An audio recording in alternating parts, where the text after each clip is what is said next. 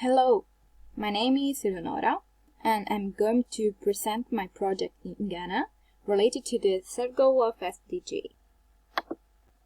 The third goal of SDG is about good health and well-being. We want to ensure healthy lives and promote well-being for old age. The third goal is very ambitious, but is fundamental to give a better future to all the human beings, cancelling the differences between rich and poor countries.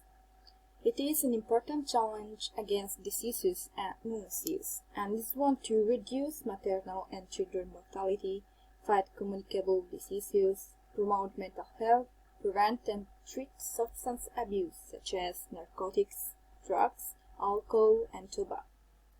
Thinking about this goal, I have decided to design a travel experience in Africa and Ghana on a volunteer trip. The name is the Medical Project in Ghana.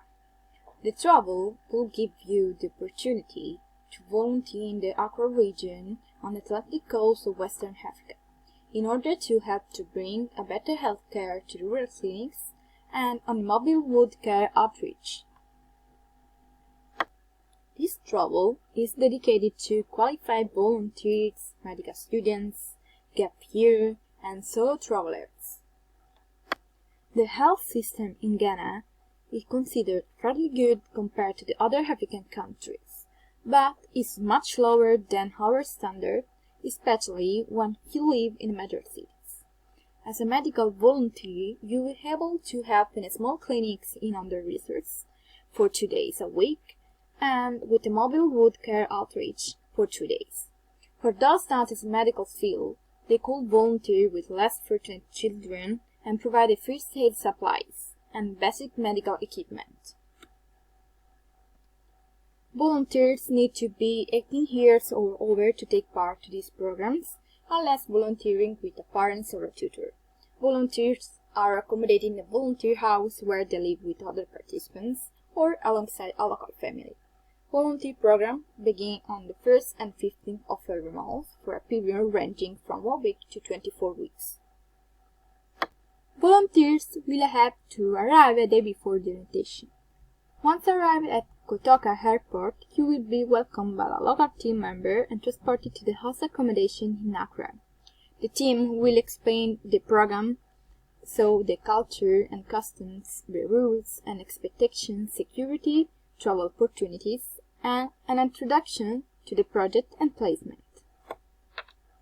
All volunteers are encouraged to complete the pre-departure training, which is available exclusively to registered IBHQ volunteers. The training is designed to build an understanding of important aspects that need to be considered before embarking on IBHQ program.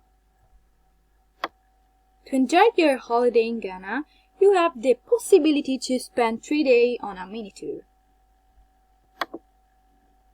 This is the day-by-day itinerary and the related maps.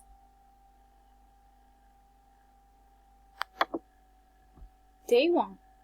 Departure from Accra by bus and arrival in the late morning at the Tafi at the Monkey Sanctuary, which is a traditional sacred grove conservation, and it is home of Mona and Patas monkeys, who are cared for and protected by the local rangers. You can also visit the highest waterfall in West Africa, the Lee Waterfall. The Lee Township has a tourist office where you can get a guide to take you to the top, along with refreshments and souvenirs. There are pools at both levels of the falls, where you can take a refreshing dip perfect on a hot day. In the evening, you can taste some typical dishes, such as fufu and jollof rice with kitchen, at the restaurant of the hotel. Day 2. Departure from Lee to Accra, where you will have your lunch at the volunteer canteen. But immediately after lunch, you will leave to reach the Crocodile Beach, where you will relax all afternoon. Crocodile is a long stretch of white sand, and it has fun vibe and an excellent surf school.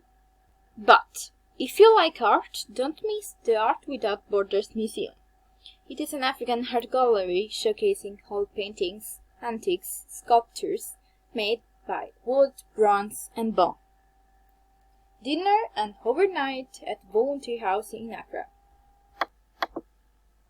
Day 3. Departure from Accra to plunge into history with the visit of three of the most famous forts and castles, Fort William, Cape Coast Castle, and Halima Castle. They are part of a set of fortifications that were located along the Golden Coast in colonial times.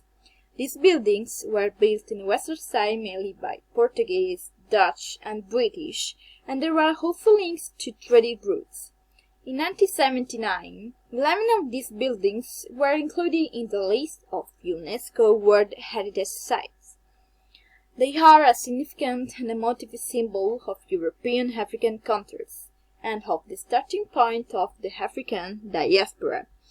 Inside these castles, there are museums that show to visitors some historical evidence from the colonial period, such as maps of the slave trade routes and some objects. You will have your lunch at the Horan Beach Bar in the Cape Coast, and at the end of the visit of Halima Castle, you will come back to Accra, where you have dinner together with other volunteers.